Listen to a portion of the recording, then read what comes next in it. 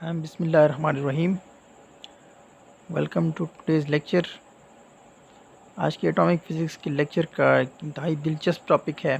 बड़ा अच्छा टॉपिक है भी आसान, इतना मुश्किल नहीं है। तो इंशाल्लाह आपका इंटरेस्ट इसमें अच्छा रहेगा। चलिए आज हम पढ़ेंगे मैग्नेटिक मोमेंट्स के बारे में।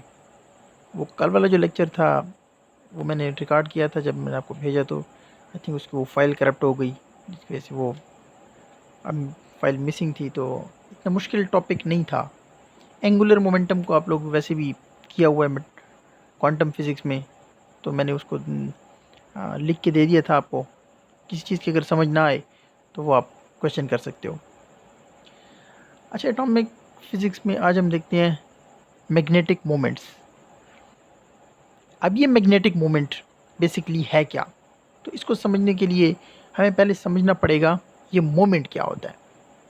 ये जो मोमेंट है बेसिकली ये है आपके पास, जिसको आप लोगों ने बचपन में पढ़ा था, टार्क, टर्निंग इफ़ेक्ट।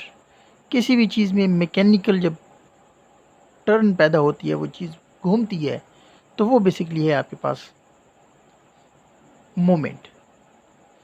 अब मैग्नेटिक मोमेंट क्या होगा? कोई भी चीज़ अगर घूमती है under the action of magnetic force, the property of the magnet that gives a mechanical motion, एक टर्न पैदा होती है उसमें मैग्नेट की फोर्स की वजह से। ये मैंने इसको उर्दू में भी लिखा हुआ है।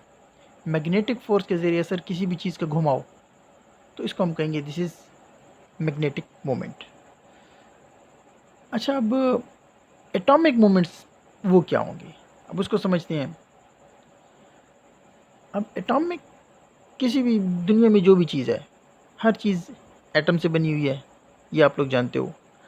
अब एटम में भी मोमेंट्स होते हैं। एटम में अगर मोमेंट है और मैग्नेटिक मोमेंट है, तो इसका मतलब है कि एटम के अंदर छोटा सा मैग्नेट मौजूद है। अब एटम के अंदर मैग्नेट कहाँ से आया? अब सिंपल इसको हम ये कह सकते हैं कि atomic moments has got its origin in the magnetic field of the atom. अब एटम के अंदर मैग्नेटिक फील्ड कहाँ से आती है? Atomic magnetism rises due to the motion of charge particles, electron. अब ये एटॉमिक मैग्नेटिज्म आता है जो चार्ज मूव कर रहा है। तो सब लोगों को पता है कि इलेक्ट्रॉन वो पार्टिकल है जो चार्ज रखता है और एटम में हर वक्त मूव कर रहा है। तो इलेक्ट्रॉन की मोशन की वजह से एक करंट पैदा होगा और उस करंट की वजह से एक मैग्नेटिक मोमेंट पैदा होगा। When an electron moves in the circle, it gives rise to the current which may be clockwise or anti-clockwise। तो इसकी एक एग्जांपल के तौर पे मैंने दो एटम्स आपके सामने बनाए हैं। हाइड्रोजन एटम है। अब इस हाइड्रोजन एटम में एक फिगर ए है, दूसरा फिगर बी है। फिगर ए को आप चेक करो तो इसमें आप देखते हो कि इलेक्ट्रॉन है जो एंटी क्लॉकवाइज घूम रहा है, दूसरे में इलेक्ट्रॉन है वो क्लॉकवाइज घूम रहा है। बी वाले फिगर में क्लॉकवाइज, ए वाले फिगर में एंटी क्लॉकवाइज। अब आप ये भी जानते हो कि direction of conventional current is opposite to that of the motion of the electron. ये बड़ी इंपॉर्टेंट बात है समझने के लिए कि जितनी भी मैथमेटिक्स है इस स्पेस के ऊपर आप समझोगे उसको, कि कन्वेंशनल करंट की जो डायरेक्शन होती है वो होती है opposite to that of the motion of the electrons. अब जो फर्स्ट केस मैंने ड्रा किया हुआ है, इसके अंदर इलेक्ट्रॉन मूव कर रहा है एंटी क्लॉकवाइज। तो एंटी क्लॉकवाइज अगर इलेक्ट्रॉन है तो इसके अपोजिट करंट की डायरेक्शन होगी, कन्वेंशनल करंट की डायरेक्शन होगी क्लॉकवाइज। तो फिगर ए में हो जाएगा क्लॉकवाइज। फिगर बी में एंटी क्लॉकवाइज करंट प्रोड्यूस हो रहा है due to the clockwise motion of the electron. अब ये छोटी सी बात ही, उम्मीद है आपको समझ आ गई होगी। अब just we have studied in the Ampere's law, a current in a circular coil generates magnetic field। आप लोगों ने इलेक्ट्रोमैग्नेटिज्म के कोर्स में और उससे पहले एफएससी में भी ये चीज़ पड़ी हुई है कि अगर आपके पास कोई गोल लूप है, उस लूप में से करंट गुजर रही है, तो उस लूप की वजह से लूप के दरमियान जो एरिया है उसके अंदर एक मैग्नेटिक फील्ड जनरेट होती है। It is just like the opposite of, अगर कोई वायर है उसमें से करंट गुजर रहा है तो उसके इर्द गिर्द एक मैग्नेटिक फील्ड प्रोड्यूस होती है, जिसको आप राइट हैंड रूल से फाइंड करते हो। इसी तरह अगर लूप है, वहाँ से करंट गुजर रहा है, तो उसकी वजह से उसके दरमियान में एक मैग्नेटिक फील्ड पैदा होती है। अब दूसरी बात यह कि उसकी डायरेक्शन क्या होगी। The direction of magnetic field is determined bye right hand rule. बड़ा सिंपल सा रूल है कि अगर करंट जा रहा है थंब की डायरेक्शन में, तो फिंगर का कर्ल आपको बताएगा मैग्नेटिक फील्ड की डायरेक्शन।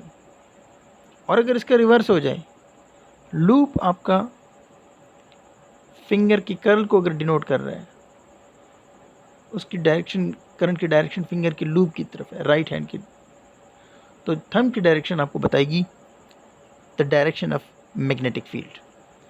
तो अब फिगर ए में आप देखो, electron is moving in anti clockwise direction. Right hand rule से the position of the thumb is the direction of magnetic field. तो फिगर ए में आप देखो, इसको पहले भी मैंने एक्सप्लेन किया कि उसके अंदर जो आप करंट, क्योंकि उसमें एंटी क्लॉकवाइज करंट था, फर्स्ट फिगर में क्लॉकवाइज करंट है, तो क्लॉकवाइज अगर हम घुमाएं अपनी उंगलियों को, तो थंब की डायरेक्शन जाती है इनटू द पेज। इसी वजह से भी जो मैंने ऊपर वो फिगर बनाई थी, इसमें थोड़ा सा मैंने यहाँ पे वो क्रॉस का निशान लगाया। क्रॉस का निशान shows that magnetic field is going into the plane of the page. और यहाँ पे जो डॉट का निशान लगाया, डॉट आपको बताता है कि it is coming out from the page. तो ये डॉट और क्रॉस का आपको अंदाज़ा होगा, पहले भी आप लोगों ने पढ़ा होगा इस चीज़ को। अच्छा, सो कंक्लूजन में हम ये कहेंगे, so in figure A magnetic field is into the page, and in the figure B the magnetic field is outside the page, यानी कि पेज से निकल के और आपकी तरफ आ रही है। अब थोड़ा सा मैथमेटिक्स की तरफ आते हैं इसकी। ये थी उसकी कुछ introduction. Now let's suppose we have an atom in which electron is revolving around the proton. तो सिंपल केस हमने लिया, case of hydrogen atom. Hydrogen atom में we have one proton around which we have electrons in constant motion. तो ये figure में मैंने दिखाया हुआ कि एक प्रोटॉन है, उसके इर्द गिर्द इलेक्ट्रॉन मूव कर रहा है। Electron is revolving around the nucleus. The motion of the electron causes the current. Electron move कर रहा है तो मूव करता हुआ चार्ज करंट होता है, ये भी आपको पता है। The current generates the magnetic field. और आपने ये भी पढ़ा हुआ है कि करंट के इर्द गिर्द एक मैग्नेटिक फील्ड पैदा होती है।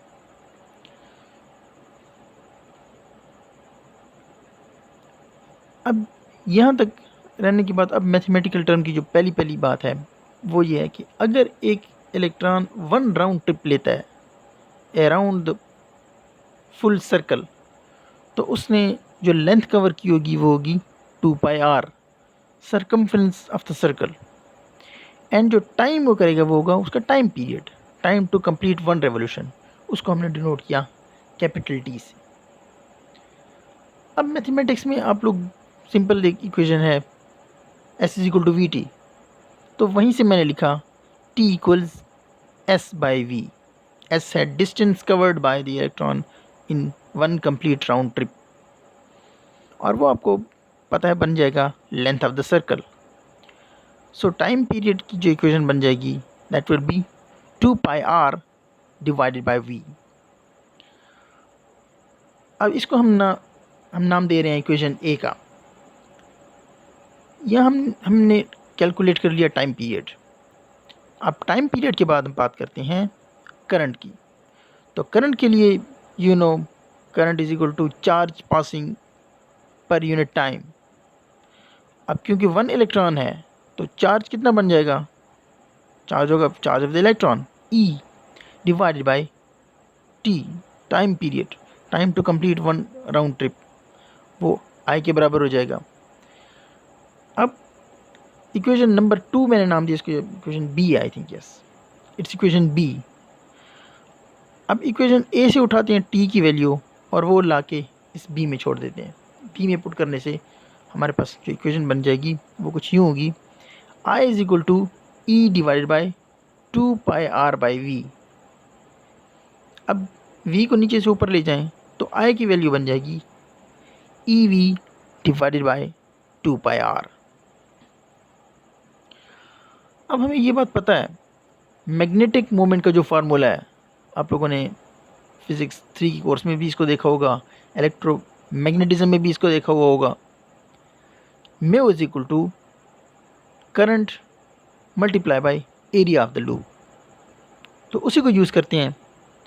तो हमने ये देखा कि एरिया कितना होता है, area is equal to πr²। Current की वैल्यू पुट की, एरिया की वैल्यू पुट की, तो म्यू की वैल्यू जो फाइनली मेरे पास निकली वो है EVR डिवाइडेड बाय 2। अब इसी इक्वेशन को मैं डिवाइड भी करता हूँ और मल्टीप्लाई भी करता हूँ। डिवाइड और मल्टीप्लाई किया मैंने m के साथ। अब m के साथ मैं क्यों कर रहा हूँ इसका आपको समझ आएगी जब नेक्स्ट स्टेप में एक स्पेसिफिक रिजल्ट मैं निकालूंगा। तो m के साथ मल्टीप्लाई करने से मेरे पास म्यू की वैल्यू आ गई EVR m divided by 2m। अब इसको मैं सिंप्लीफाई करके यूँ लिख सकता हूँ कि mu equals EMVR divided by 2m। अब ये एक बड़ी मज़े का रिज़ल्ट मुझे मिल गया कि मैंने m से जब डिवाइड किया तो ये नीचे वाला जो ऊपर जो फैक्टर बन गया ये MVR बन गया। MVR आपको पता है कि ये एंगुलर मोमेंटम की वैल्यू है, angular momentum is MVR। So mu की वैल्यू मेरे पास आ गई, mu is equal to E divided by 2m into L। अब इसमें मैंने इसी मैग्नेटिक मोमेंट को अगर हम वेक्टर फॉर्म में लिखें तो उसके लिए म्यू के ऊपर तीर का निशान, E/2m और L के ऊपर भी तीर का निशान, जिससे हमें साफ पता चल जाएगा कि ये एक वेक्टर है। चलें इस इक्वेशन को अब देख लो। इसी से मैं अगर μ/L लिख लूँ, μ/L बराबर हो जाएगा E डिवाइड बाय 2m के। अब ये μ/m जो है ये एक रेशो बन गया आपके पास, ratio between magnetic moment produced in an atom divided by its angular momentum. Electron जिस ऑर्बिट के अंदर मूव कर रहा है तो उसका कोई ना कोई एंगुलर मोमेंटम है, और उस एंगुलर मोमेंटम, वो एंगुलर मोमेंटम उसके दायरे में हरकत करने की वजह से है, और इसी हरकत की वजह से एक करंट भी प्रोड्यूस हो रहा है, और करंट एक मैग्नेटिक फील्ड भी प्रोड्यूस कर रहा है। अब मैग्नेटिक फील्ड का और एंगुलर मोमेंटम का जो रेशो है इसको हम स्पेसिफिक नाम देते हैं gyromagnetic ratio. Gyromagnetic ratio, it is a ratio between magnetic moment and angular momentum. तो ये आपके पास जो इक्वेशन आ गई जायरोमैग्नेटिक मोशन की वो है E divide by 2m। E divide by 2m, यहाँ पे मुझे थोड़ी इसकी वैल्यू भी कैलकुलेट कर लेनी चाहिए थी, नहीं कि आप लोग इसकी वैल्यू भी कैलकुलेट कर लो।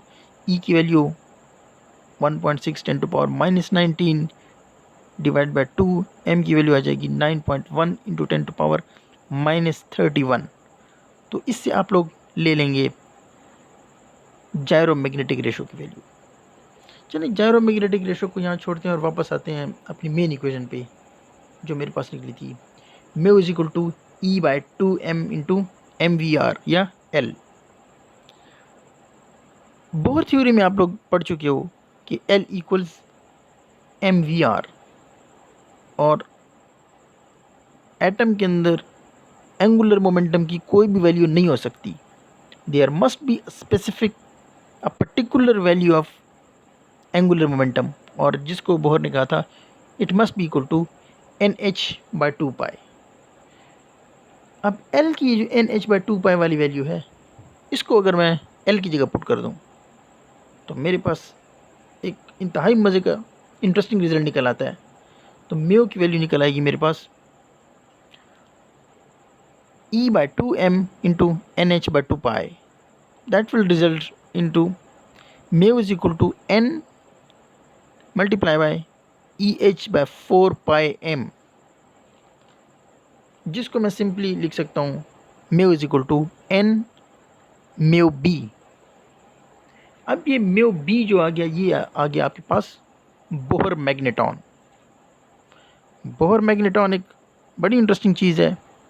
जिस तरह आप लोगों ने क्वांटाइजेशन के डिफरेंट फैक्टर्स पढ़े थे, पहले पहले आप लोगों ने चार्ज की क्वांटाइजेशन पढ़ी, फिर उसके बाद एनर्जी की क्वांटाइजेशन देखी, फिर उसके बाद एंगुलर मोमेंटम की क्वांटाइजेशन देख ली, ऑर्बिट्स की क्वांटाइजेशन है, फर्स्ट ऑर्बिट है या सेकंड ऑर्बिट है, इलेक्ट्रॉन इसके दरमियान में कहीं एग्जिस्ट नहीं कर सकता, वहाँ भी क्वांटाइजेशन देख ली।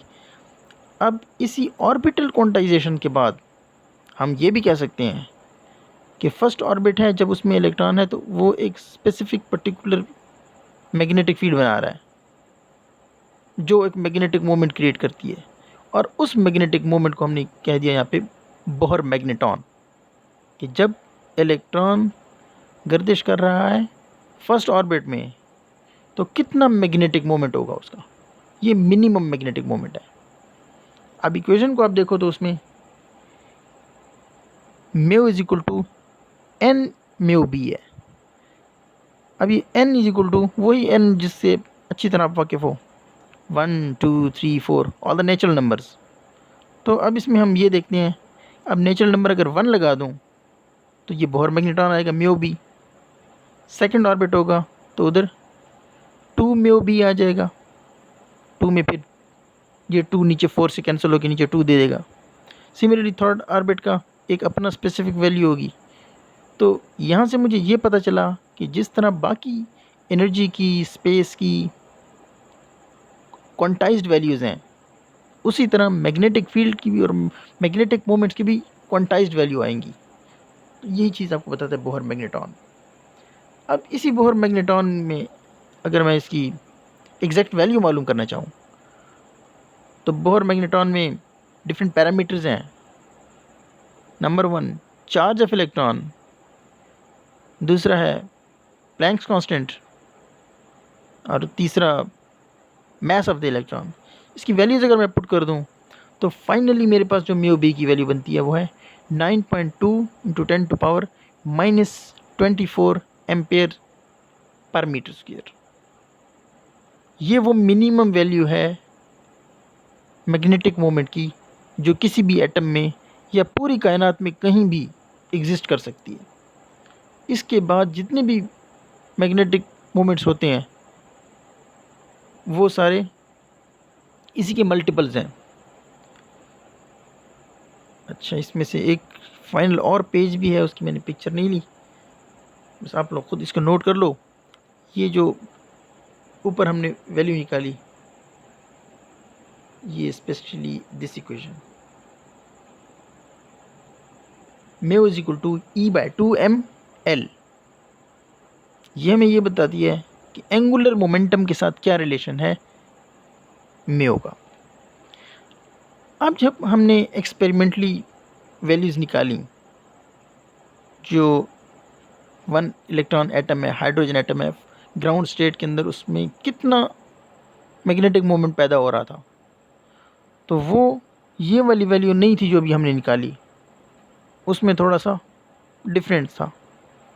तो वो डिफरेंस किस वजह से आया? वो डिफरेंस आया कि इंतहाई इंपॉर्टेंट बात है,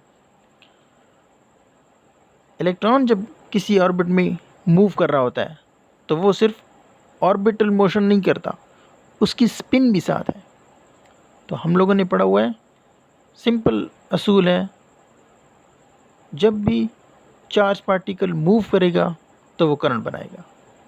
अब उसकी मोशन स्ट्रेट लाइन भी हो सकती है, सर्कुलर भी हो सकती है, और स्पिनिंग भी हो सकती है।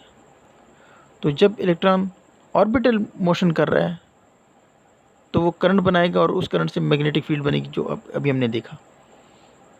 इसी तरह जब स्पिन कर रहा है तो स्पिन की वजह से भी एक मैग्नेटिक फील्ड जनरेट होगी, और वो मैग्नेटिक फील्ड जो कि वो यही इक्वेशन है म्यू एस। तो total mu is the combination of mu due to orbital motion and mu due to spinning motion. तो टोटल आप इस तरह कह सकते हैं mu T is equal to mu L plus mu S. तो म्यू एस की जो वैल्यू होगी वो होगी E divide by 2m into L की जगह एस। एस की वैल्यूज आपको पता है, स्पिन की वैल्यू, स्पिन अगर हाफ हो जाए तो क्या होता है किस तरह, तो वो आप लोगों ने वहाँ देख लेना। बस सिंपल इस इक्वेशन की थोड़ी सी इजाफा करना था इसमें, वो एक पेज की पिक्चर में नहीं ले सका, तो दिस इज़ 5 पेजेस थे। तो आई थिंक आप लोगों को समझ आ गया होगा। थोड़ा सा फीडबैक मुझे ज़रूर देना इस बात पे कि आपकी ये ऑनलाइन क्लासेस कैसे जा रही हैं, कितना सीख रहे हो, कुछ सीख भी रहे हो या बस ऐसे ही गपशप हो रही है। चले मैं भी इस पर मैं सर्वे भी बनाता हूँ, इसकी फीडबैक आपका देना लाजमी है, ताकि जिस जिस जगह पे कमी है, कोई कोताही है, तो उसको हम पूरा कर सकें। चलें, ओके जी, let's call it a day. अल्लाह हाफिज़।